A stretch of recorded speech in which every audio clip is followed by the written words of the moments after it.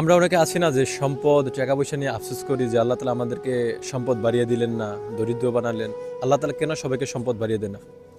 একদিন হযরত মূসা আলাইহিস সালাম রাস্তার পাশ ধরে কোথাও হেঁটে যাচ্ছিলেন। ঠিক তখনই তিনি রাস্তার অপর পাশে দেখতে পেলেন খুব দরিদ্র একজন ব্যক্তি বালির নিচে শরীর ঢুকে বসে আছেন। তার শরীরে কোনো জামা ছিল না, লজ্জায় সে বালুর দ্বারা নিজের শরীরকে আবৃত করছিল। তখন হযরত মূসা আলাইহিস সালাম ওই লোকটি নিকটবর্তী হলে ওই লোকটি বললেন যে, হে আল্লাহর নবী, আপনি আমার জন্য আল্লাহর কাছে দোয়া করুন যেন আল্লাহ তালা আমাকে এতটুকু পরিমাণ রিজিক দান করেন যেন আমি আমার জীবন বাঁচাতে পারি। আসলে এই দরিদ্রতা নিয়ে আমি আর জীবন বাঁচাতে পারছি না। তখন হযরত মূসা আলাইহিস সালাম ওই দরিদ্র লোকটির অসহায়তার অবস্থা দেখে আল্লাহ তাআলার কাছে দোয়া করলেন এবং আল্লাহ তাআলা তার দোয়া কবুল করলেন।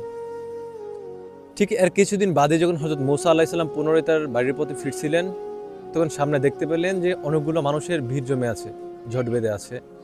তখন তিনি জিজ্ঞেস করেন, কি হয়েছে, এখানে এত মানুষের ভিড় কিসের? তখন লোক সকল বলল, হে আল্লাহর নবী, কিছুদিন আগে যে ভিক্ষুকটি এখানে বালির নিচে শরীর ঢুকে বসেছিল, হঠাৎ তার কিছু সম্পদ হয়েছিল। সে টাকা পয়সাকে খারাপ রাস্তায় ব্যয় করে মদ জুয়ার মাধ্যমে সে মাতাল হয়ে পড়েছিল এবং সে মাতলামি করতে করতে এক পর্যায়ে মানুষের সাথে ঝগড়ায় লিপ্ত হয়ে একজনকে হত্যা করে ফেলে। তার হত্যার পরিপ্রেক্ষিতে কিসাসের আয়োজন করা হচ্ছে।